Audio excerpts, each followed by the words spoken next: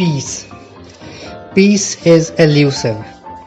Peace is talked about and even prayed for, but seldom makes more than a momentary appearance.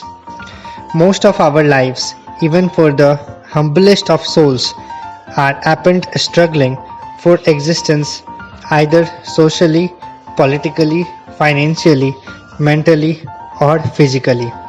For most of us, the temporary absence of any major crisis is what we would call peace.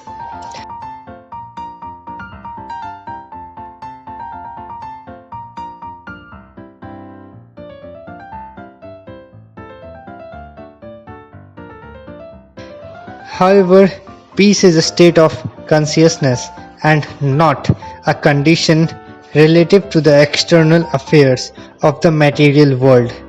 Peace is an internal experience.